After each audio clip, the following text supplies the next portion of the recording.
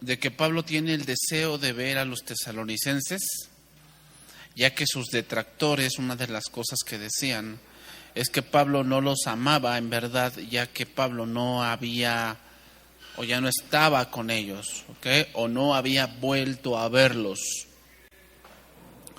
Sin embargo, Pablo envió a Timoteo y dice que se sintió feliz de recibir el informe de que ellos permanecían en la fe, a pesar del corto tiempo que Pablo estuvo con estos hermanos. ¿Okay? Voy a iniciar en el verso 12, ahí voy a iniciar. ¿Okay?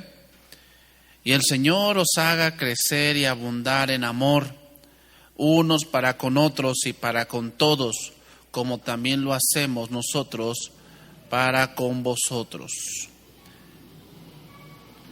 El amor cristiano, hermanos, es el que busca el bienestar del otro. Alguien que no tiene amor, pues no quiere el bienestar de los demás, sino quiere el propio.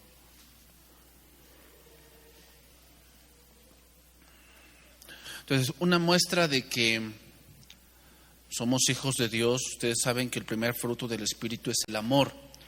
Y no nos referimos a el amor de sentimientos, hermanos. El amor de sentimientos es un amor eros que predica el mundo y se basa mucho en la vista. Se basa mucho en que yo sienta bonito. Pero el amor cristiano no se basa en cosas así. Se basa en principios bíblicos y se basa en el Espíritu, hermanos. La medida del amor que vamos a tener hacia una persona o hacia la iglesia o hacia los hermanos va a depender mucho de la comunión con Dios que tengamos. Tú date cuenta, cuando no tenemos comunión con Dios, una de las partes que mengua en nosotros es el amor y en muchas áreas. ¿Okay? El amor en muchas áreas.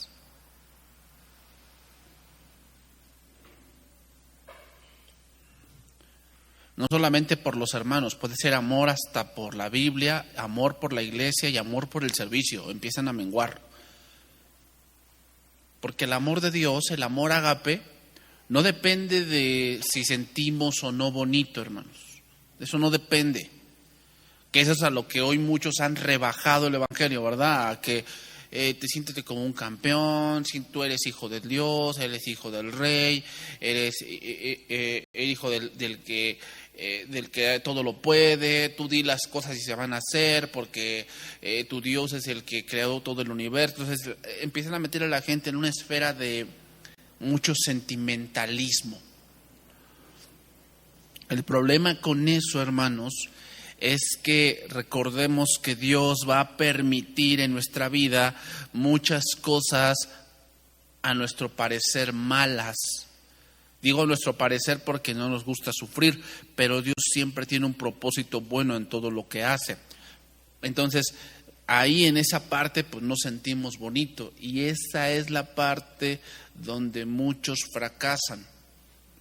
¿Por qué? Porque basan el amor cristiano en puros sentimientos. Y no, hermanos, el amor cristiano se basa en principios de Dios y en el conocimiento de Dios.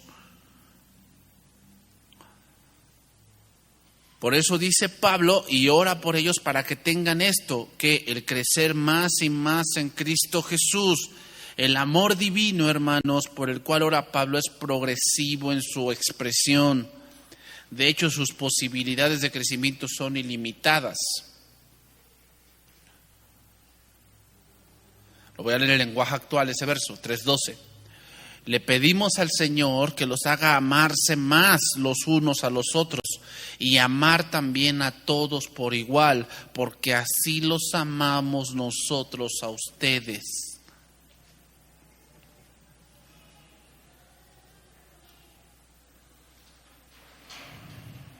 Y hermanos, esto lograr en una iglesia es bien difícil.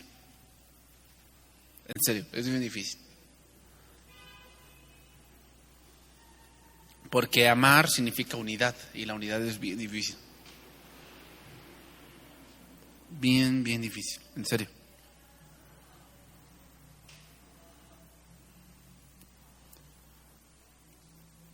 Seguimos ahí, 3:13.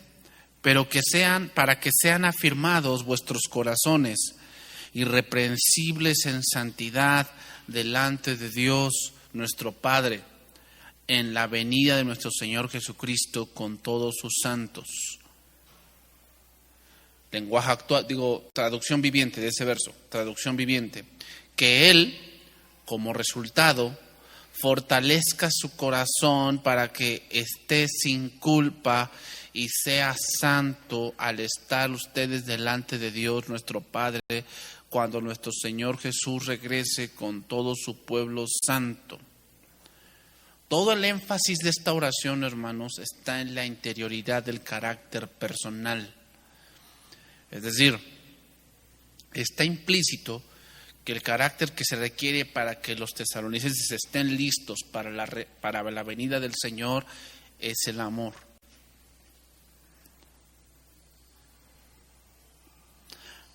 Jesucristo dijo: si me amáis, guardaréis mis mandamientos. Casi el amor en la Biblia, hermanos, se pone en dos cosas que son interesantes.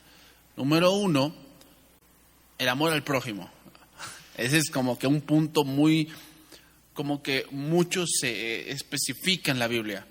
Amarás a tu prójimo, ama a tu prójimo, no envidies, no hurtes. El que dijo Pablo, el resumen de la ley es el amor, ¿no? El amor se enfoca mucho en esa parte de amar al prójimo, ¿no? Y el que no ama o el que aborrece a su hermano es homicida y cosas así. Y hay un segundo punto donde se basa mucho el amor cristiano, y es el obedecer. Eso es lo que Pablo está diciendo aquí.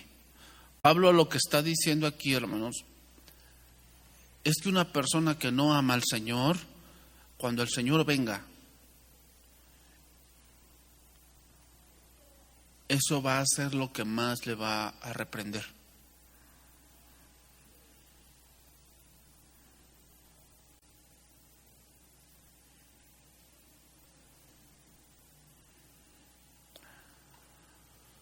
La vida cristiana, hermanos, depende mucho del amor que tenemos a las cosas. Recuerden lo que Dios le recriminó a la iglesia de Éfeso. Yo conozco tus obras, que no soportas a los que se dicen ser apóstoles, sino que los has hallado mentirosos, y tienes doctrina y tienes estudio, pero tengo una cosa contra ti, que has dejado tu primer amor. El amor es importante en la vida cristiana, hermanos. El amor es como la gasolina que impulsa nuestro motor. Si no tenemos gasolina, pues no avanzamos. Hay mucha gente por eso que se mete al cristianismo en sus fuerzas, pero sin amor. O sea, trata de sobrellevar gente. O sea, estamos de acuerdo que cuando estamos en una iglesia, pues a veces vamos a recibir una grosería, a veces pues hay gente que es difícil de llevar. Eso es normal. A veces vas a escuchar que hablan de ti, que dicen cosas que no son ciertas. Eso es algo que en todos lugares pasa, hermanos. Tú dices, es que en la iglesia no debería pasar. Sí, es cierto, en la iglesia no debería pasar. Pero lamentablemente la iglesia está llena de hombres que están siendo perfeccionados. Entonces, estamos en esa parte de que tenemos que soportar. Entonces, imagínate, si no tienes amor a Dios, toda esa parte te va a llevar a un punto de amargarte y de decir, yo ya no creo en Dios.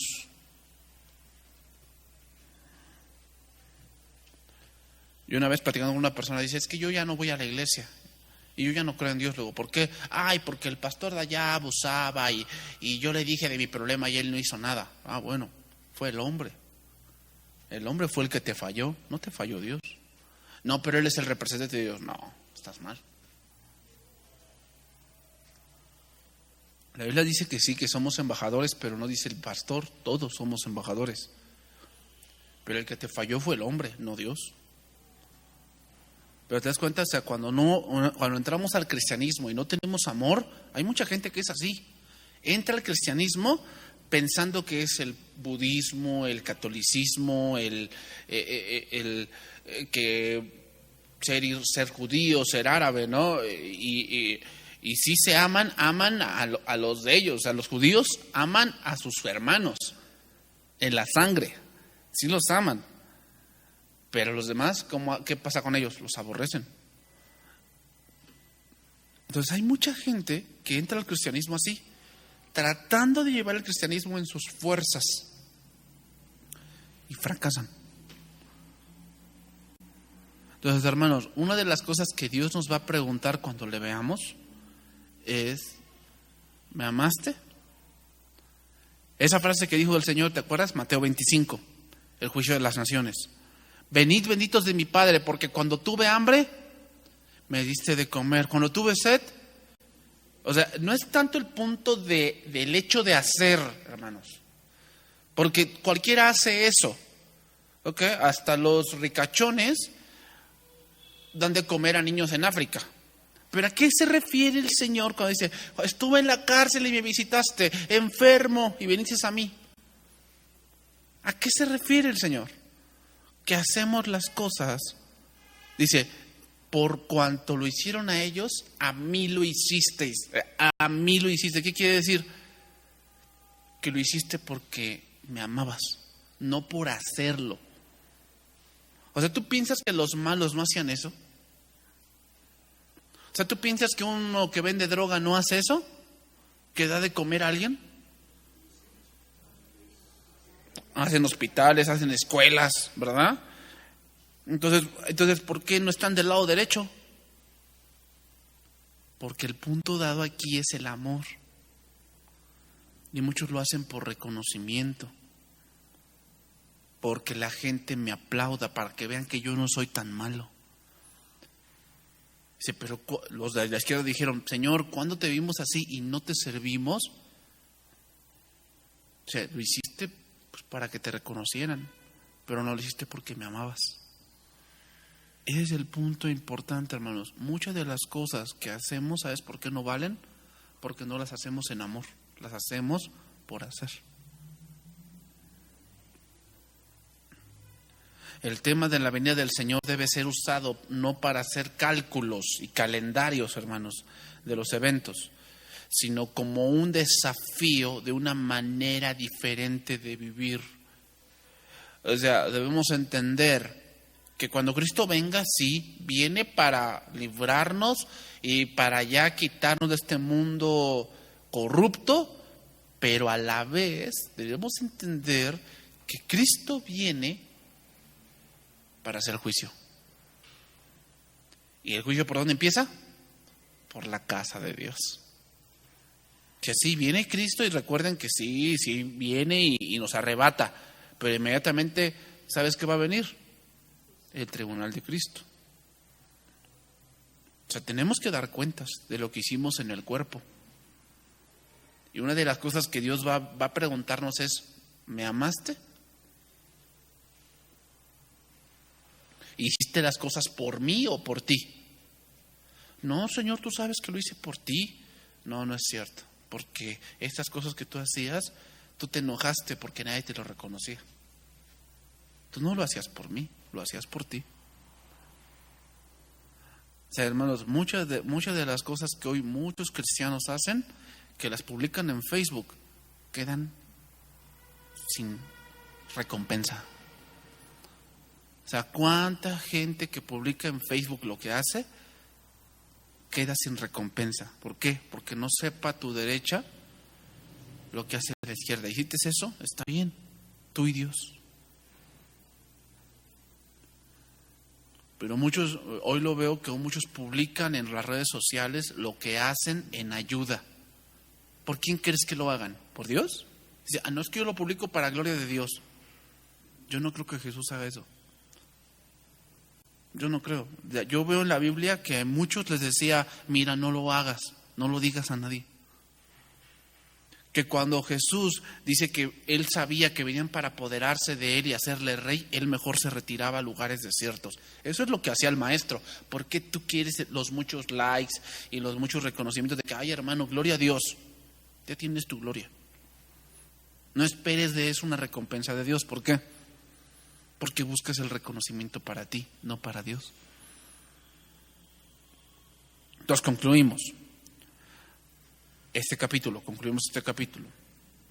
Pablo ruega que el Señor les aumente su amor hasta que se desborde, y pide al Señor que el corazón de los tesalonicenses se desborde de amor como un vaso que se llena de agua hasta que se desborda. Y esto es, hermanos, para que cuando venga Cristo, los halle, hermanos, los halle en una posición grata delante de Él. ¿Por qué, hermanos? Porque si alguien ama a Dios, lo encontrará en sus negocios. Ya con este punto, este ingrediente importante, muchos disipamos un poco de dudas, porque ya sabes, el punto dispensacionalista es este, ¿no? Así lo ven los dispensacionalistas. Es que está la iglesia, viene el arrebatamiento, viene la tribulación y después viene el milenio, ¿no? Que es la segunda venida de Cristo. Así lo ven los dispensacionalistas. Entonces muchos agarran ese tipo de argumentos para espantar a la gente. ¿Cómo? No, hermano, es que si tú te quedas en tu casa un domingo, si ese día viene Cristo, tú te quedas. Entonces ya empiezan las hipótesis, ¿no? Hipótesis. Pastor, si en ese momento yo voy por mi hermana o por mi hermano a la disco y en ese momento viene Cristo, ¿me quedo o me voy? Híjole. Pastor, si estoy en una fiesta de mi hermana del mundo, es que es mi hermana o mi hermano del mundo, y si en ese momento viene Cristo, ¿me voy o me quedo? Y con este tipo de cosas ya disipamos algunas dudas. ¿Por qué? Si en ese momento viniera Cristo,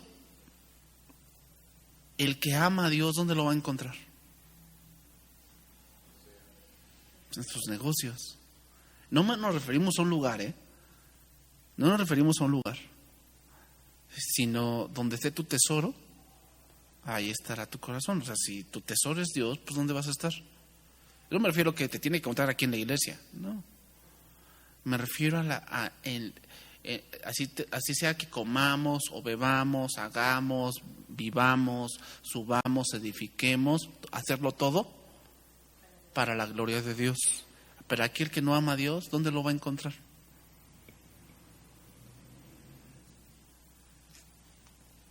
Y digo, otra vez, no nos referimos a lugares, No nos referimos a lugares. Nos referimos al punto de que a qué se está dedicando.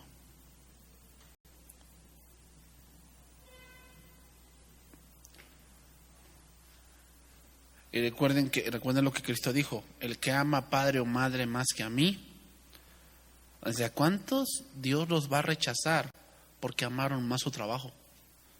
El que ama padre o madre más que a mí, la palabra dice, no es digno de mí. Todo va en el amor, hermanos. Entonces, lo que nosotros debemos preocuparnos es, ¿qué amas más? Yo no estoy diciendo que no ames a tu mamá o que no ames a tu pareja o a tu esposa, está bien. Pero si en un punto tu mamá o tu papá o tu esposa o tu novia o tu novio te dijeran, oye, ¿sabes qué? Yo creo que Dios no existe, ¿qué vas a hacer tú? Ay, pastor, es que yo no quiero pelear con él. Oye, se trata de Dios. O sea, no estamos hablando de si vas a entrar a la universidad o no. Se trata de Dios. ¿Qué vas a hacer? Ahí se va a ver tu amor. Si de verdad tú y tu casa sirven a Jehová, o amas más otras cosas que a Dios. Eso es lo que nos debemos preocupar, hermanos.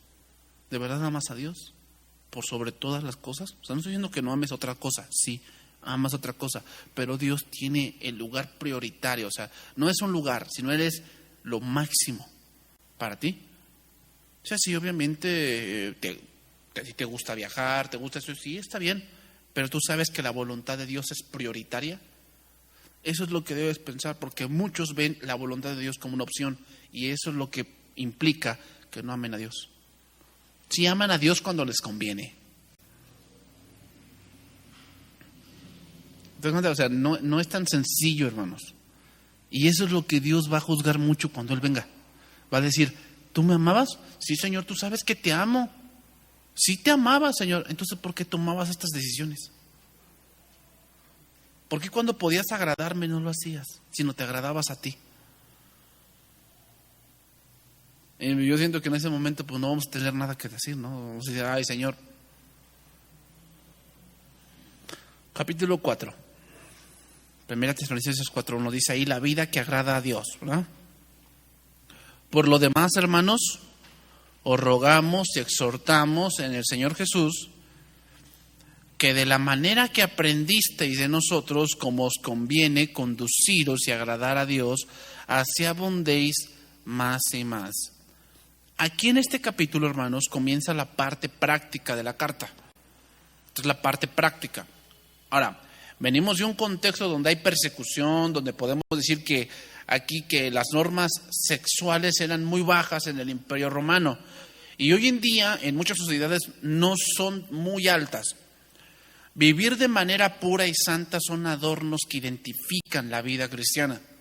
Son como hermosas flores que no deben marchitarse nunca. Hermanos, el progreso en la vida cristiana debe ser así. Y Pablo sugiere y recuerda a los tesalonicenses que vivan en una buena conducta moral, agradando a Dios. Esto indica que, como dijo Cristo, no podemos servir a dos señores. El mundo busca agradarse a sí mismo. Vive mayormente con los valores de la naturaleza pecaminosa, mientras que los creyentes deben vivir en el Espíritu.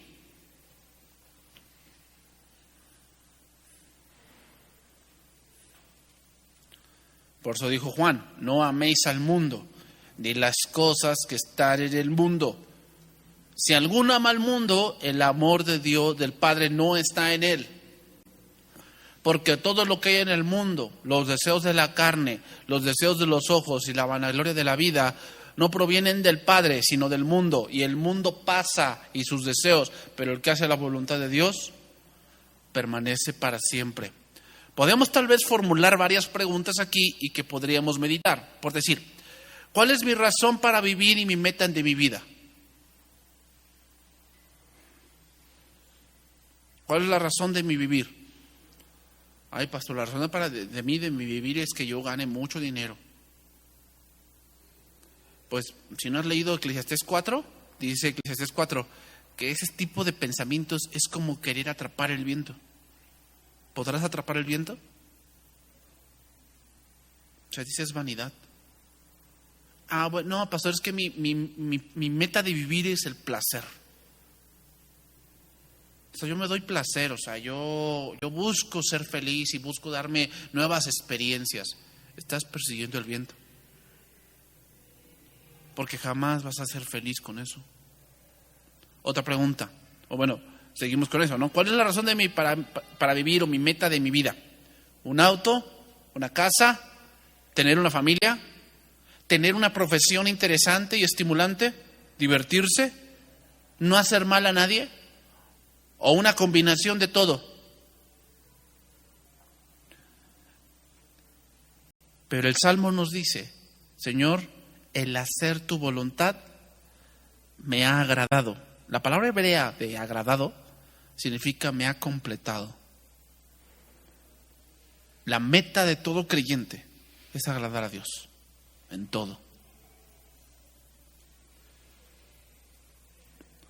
En la semana yo veía una entrevista con un joven que se dedica a los deportes digitales o a los juegos digitales, es profesional, o sea, de eso vive. Y le preguntaron por qué él se cambió de un equipo a otro, ¿no? Le dijeron, ¿por qué te cambiaste? Y él dijo, muchos me critican en redes sociales, pero no saben bien las cosas. Dice, pero no fue por dinero. Sí, obviamente, pues, si el dinero va implicado, obviamente que sí, pero no fue por eso que me cambié de un equipo a otro. Sin embargo, las metas que yo tenía eran otras con mi equipo anterior y ya no compaginaban conmigo, así que yo cambié de otro equipo porque sus metas compaginaban con las mías. Obviamente empecé a tener más entradas y ya me independicé. Este joven tiene como unos 22, 21 años. Eso es lo que el mundo alaba. O sea, ya ver un joven independiente que pues que ya no depende de sus padres, ¿no? Que ya no es un mantenido, que ya él hace lo que quiere, que gana su propio dinero. Y él dijo, fíjate lo que dijo, y pues ya ellos le llaman, él es español, renté mi piso, significa pues un apartamento, y me fui a vivir con mi novia. Y lo dicen con tanta naturalidad, o sea, vivo con mi novia, o sea, vives en concubinato. Pero ¿sabes qué le dice el que lo entrevista? Le dice, ay, no, muy bien, pues casi ya tienes tu vida arreglada. La pregunta es, que me vino a mí cuando yo estaba escuchando eso, dije, ¿eso en qué agrada a Dios? ¿En qué glorifica a Dios lo que tú estás diciendo? Esos son tus planes personales. Y está bien, o sea, tú tienes el derecho de cambiarte de equipo, de buscar una mejor vida. Sí, está bien. La pregunta es, ¿eso en qué glorifica a Dios? Y eso es lo que el mundo no busca, hermanos. Pero es lo triste, hay muchos que son creyentes y no buscan eso. No buscan honrar a Dios. ¿Y sabes por qué es importante honrar a Dios? Porque el que honra a Dios te honrará a ti. Dios te va a honrar a ti. O sea, te va a dar lo que necesitas. ¿Sabes por qué por eso muchos matrimonios no duran? Porque empiezan mal. O sea, el jovencito ya empieza a pensar, bueno, metemos la pata y pues, te embarazas, pues nos casamos y ya. O sea, piensas que el matrimonio es como una válvula de escape, es como un botón de emergencia, así como que ya no la hicimos, y emergencia, y ya tratamos de medio arreglarlo. No. Y te empiezas a dar cuenta que ese tipo de matrimonios empiezan a tener problemas de infidelidad, empiezan a tener problemas de identidad, de que él es un flojo, o ella no está lista para asumir una responsabilidad de un hijo. Pero todo eso viene, ¿sabes por qué? Porque no honraron a Dios. Ahí radica el problema. Deja tú la edad, deja tú lo que hayan aprendido. O sea, eso se arregla, hermanos. O sea, tú dices, es que me casé con ella, pero no sabe cocinar. Eso se arregla. La mandas a un curso de cocina o le compras revistas de cocina y se arregla. Pero ¿cómo arreglas el que no honramos a Dios? Y que esa bendición que estaba preparada se perdió. Hoy muchos jóvenes no ven eso.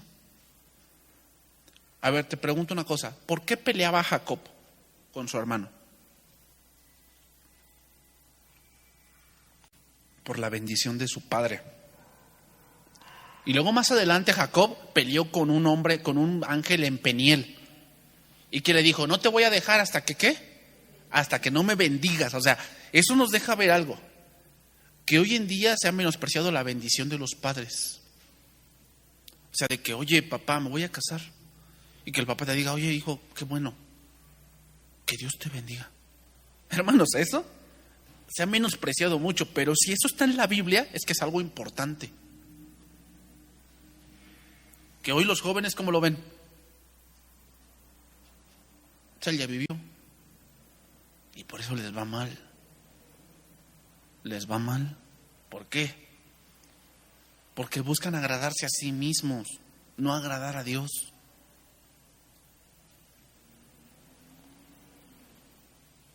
Entonces hay cosas que alaba el mundo. Está bien, que las alabe ellos. Pero ¿eso alaba a Dios? Dios te diría, bien, hijo. No, bien, hijo, porque pues ya te juntaste con tu novia y pues qué bueno, hijo, lo estás haciendo bien. ¿No? Lenguaje actual de ese verso, 4:1. Queridos hermanos en Cristo, nosotros les hemos enseñado a vivir como a Dios le agrada. Y ustedes en verdad viven así. Ahora les rogamos y los animamos de parte del Señor a que se esfuercen cada vez más por seguir viviendo así. Hermanos, ya estamos en un mundo donde de verdad es muy sensual. Es muy sensual, de verdad. O sea, muchas cosas que tú tienes ya a la mano para agradarte a ti mismo. O sea, es difícil. Es difícil, hermanos. Y debemos esforzarnos por eso. O sea, hoy lo común es la unión libre. Hoy lo común es una relación sin compromisos. Hoy lo común es primero probamos y después vemos. Eso es lo común. Y lo vas a ver en todos lados, en la universidad, aún dentro de la iglesia surgen casos así. Donde traen esos pensamientos de que, pastor, es que pues yo creo, yo pienso, es que, pues bueno, a ver, es como si estás en una heladería. ¿Cómo sabes que te gusta el de pistache si no lo pruebas? Pues yo le respondí a ese joven, mira, aquí no estamos hablando de helados, estamos hablando de tu vida. Tesalonicenses 4:2. Porque ya sabéis qué instrucciones os dimos por el Señor Jesús. El crecimiento espiritual, hermanos, no es un proceso instantáneo. No culmina en una noche. La búsqueda del progreso espiritual es un compromiso de toda la vida. Cuando los creyentes caminan en obediencia diaria, gradualmente, pero con firmeza, se hacen cada vez más semejantes a Cristo.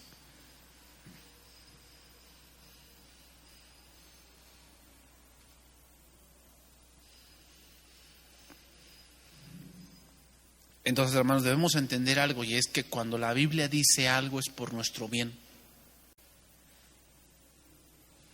Es por nuestro bien. Muchos dicen, ay, ¿por qué están muriendo tan jóvenes? ¿Sí te enteraste de ese joven que murió a los 20 ahí de Disney? El domingo pasado murió, a los 20 años. Todos, ay, no, estaba muy joven, lleno de vida. Ay, qué malo es Dios. Bueno, vamos a analizar su vida. Honraba a sus padres, porque la Biblia dice que honra a tu padre y a tu madre, ¿para qué? Para que tus días sean largos. O sea, hermanos, hoy hay mucha mortandad juvenil. ¿Y por qué crees que será? Porque viven de esa manera. Y Dios no se equivoca. Vete, y como hacen las cosas que el mundo alaba, dicen, ay, pobrecitos, Dios es cruel, Dios es injusto. Pero si nos metemos a los principios de Dios, ¿qué?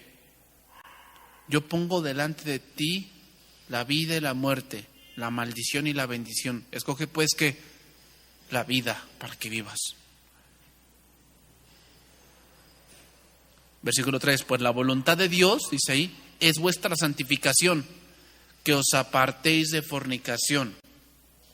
Aquí la palabra santificación significa purificarse, significa pureza, apartarse. Es hagiasmos, la palabra griega, hagiasmos. El verbo que se usa aquí, este verbo se utilizaba entre los paganos. ¿Y sabes quién es un pagano? Un pagano era aquel que no hablaba griego. No hablaba griego, se les consideraba paganos. Un pagano era aquel que no hablaba griego. Bueno, se utilizaba entre esos para indicar la consagración a sus dioses. Utilizaban hagiasmos para decir, es que yo me consagro a mi Dios. Pero no se usaba para significar la santidad en la vida. Esa definición Dios la dio después.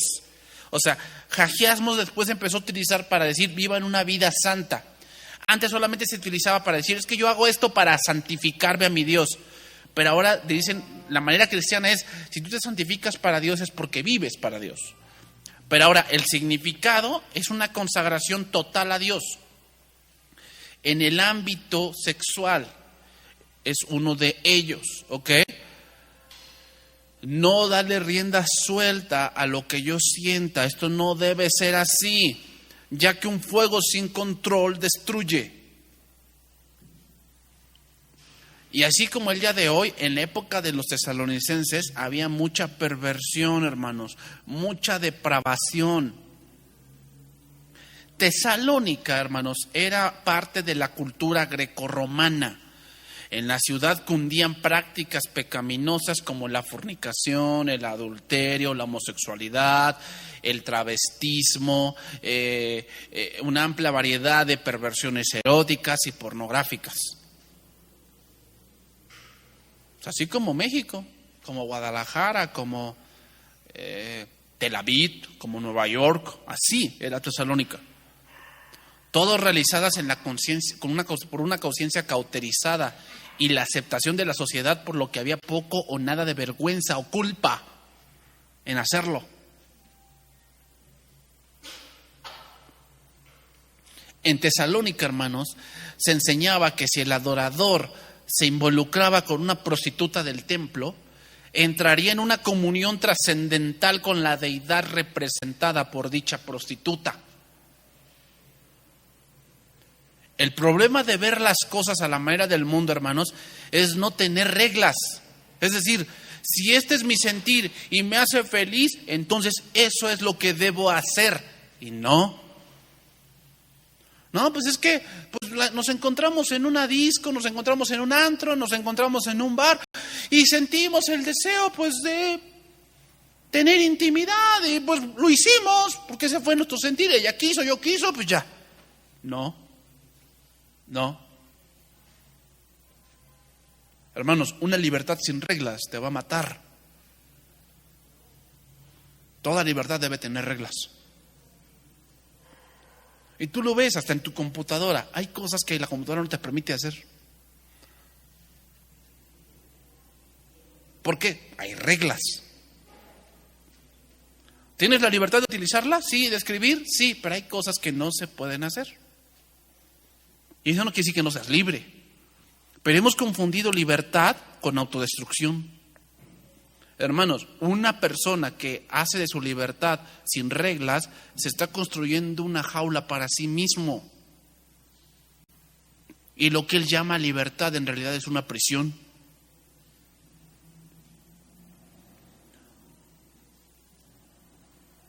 La voluntad de Dios está por encima de lo que yo creo o siento. Y la voluntad de Dios es mi santificación. Aquí la palabra que os apartéis es la palabra griega apejomai y significa restringirse uno mismo. Restringirse uno mismo. Hay cosas, hermanos, que no convienen. No convienen hacerlas, aunque podamos hacerlas. A ver, hermano, imagínate que tú te vas a comprar un auto. ¿Cuáles son los puntos de medición para comprarte un auto? Primero pasar que me guste. Ok, sí, que te guste. Pero eso es lo único que vas a tomar en cuenta. Eso es muy relativo. Porque al rato tú sales de la agencia de autos, tú dices, es que me gustó uno rojito. Y al rato tú sales de la agencia de autos y pasa uno plata. Y ahora ya te gustó ese. ¿Te das cuenta que tu gusto es muy relativo? ¿Qué tienes que ver? Tienes que tener más información. Si tú vas a comprar un auto, debes de leer más cosas sobre cuáles son los que tienen el mejor motor, si tú estás buscando que ahorre más gasolina, estabilidad, si va a ser uno familiar, si va a ser uno individual, cuál va a ser tu recorrido diario, tu recorrido semanal, si tienes que viajar mucho, estabilidad, las llantas cuánto duran, cuántos kilómetros recorre por litro. Eso tienes que leerlo. Si tú te vas a comprar una computadora, ¿qué? ¿Por qué es rosita? Y ya. No, es amarilla, es un negro plateado, un rojo fuego, y entonces por eso ya me la compré. ¿Es nada más eso lo que debes de ver para comprarte algo? No, tienes que ver más cosas. Tienes que ver la capacidad del disco duro, la memoria RAM, el tamaño de la pantalla, si es una pantalla que si a lo mejor tú requieres un tipo de pantalla específica por tus ojos, el tipo de sistema operativo, si es escalable, el tipo de puertos que trae, el tipo de seguridad que te ofrece, el tipo de vida que le vas a dar. O sea, no es lo mismo tener una computadora para audio que tenerla para documentos, no es lo mismo, hermanos. Todo eso tienes que saberlo para cuando vas a hacer una compra. Y hay muchos que hacen eso, o sea, no saben que esta decisión a dónde los va a llevar. Simplemente lo hacen. Hay cosas, hermanos, que podemos hacer, pero que no es bueno hacerlo. ¿Por qué? Porque no trae nada bueno, o sea, no aprendemos nada. O sea, tienes que ver, a ver, si tomo esta decisión, me va a hacer más inteligente, voy a tener más ganancia, conoceré más cosas. Si te deja como estás, ¿por qué lo voy a hacer entonces?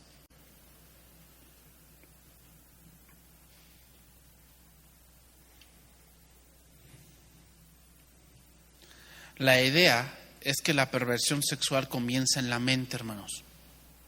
Es decir, se alimenta de cosas que vemos, oímos, cosas que se guardan en la mente y no les damos salida, sino que las guardamos y las tenemos como algo que es mi deseo personal, pero en ellas no está Dios. Podemos ser tentados en esa área, la cual es muy difícil, pero debemos huir, debemos tener en claro la verdadera realidad de las cosas que pasarán después de ese paso. Y aquí ya voy terminando. 1 Corintios 6:18. Vamos a ver ese verso y con eso voy a culminar esta clase. Lo hemos leído, ¿no? Huid de la fornicación. Cualquier otro pecado que el hombre cometa está fuera del cuerpo, pero el que fornica contra su propio cuerpo peca. Lo voy a leer en la versión Martín Nieto, ese pasaje. Huid de la lujuria. Cualquier otro pecado cometido por el hombre queda fuera del cuerpo, pero el pecado de lujuria daña el propio cuerpo. Los pecados sexuales, hermanos, no es solo algo que se junta físicamente, sino que cuando es fuera del matrimonio daña muchas cosas. Una relación, por decir, una relación de noviazgo que adelanta o que da ese paso, es una relación que va al fracaso. Va al fracaso, o sea, no va a ir más allá.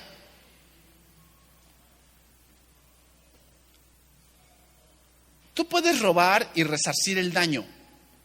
Tú puedes golpear a alguien y dejarle el ojo morado y después llevarlo al hospital, le compras un bistec, le compras hielo y se le quita.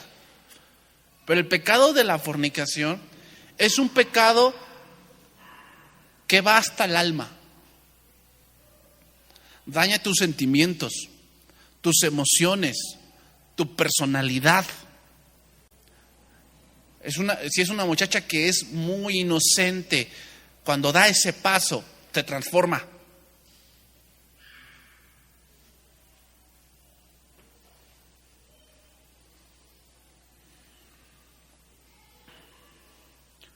Por eso dice Pablo que ese pecado daña el cuerpo. ¿Por qué? Porque daña tu ser. Daña lo que tú eres.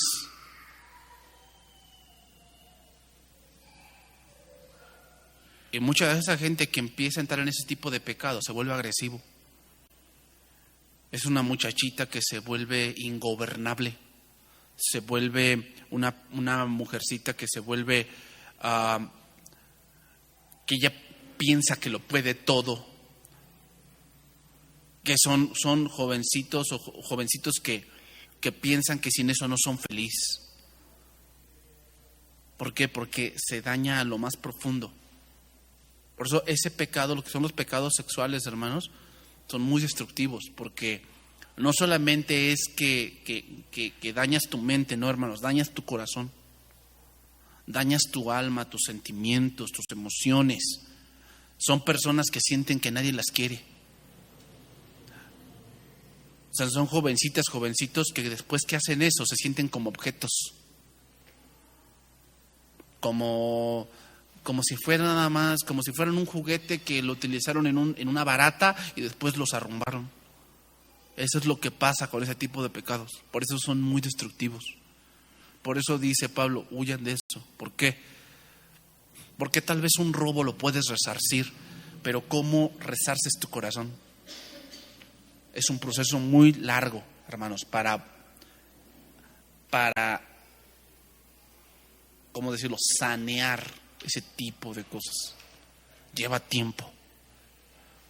Por eso una jovencita, un jovencito que entró en una relación así y salió con eso y después, por gracia de Dios, se separaron, todo eso, esa persona debe de estar en una restauración por lo menos de 1 año. No está lista para una relación, o él no está listo para eso. ¿Por qué? Porque está dañado. Él no lo ve, pero está dañado. ¿Por qué? Porque piensa que todas las mujeres son así. ¿Está dañado en dónde? En sus sentimientos, en su alma, en su corazón. Está dañado. ¿Qué piensa la mujer? Que ella no vale nada, se siente basura, se siente inservible, tiene depresión. Está dañada. Requiere restauración. Y eso lleva tiempo, hermanos. Lleva tiempo. ¿Ahora entiendes por qué los jóvenes hoy en día se suicidan? Por eso. Porque ese pecado espiritualmente los destruye. Ellos dicen que son libres, pero en realidad, ¿qué? Son esclavos. Ahí le vamos a dejar, hermanos. Entonces nos vemos en 2 semanas, ¿ok?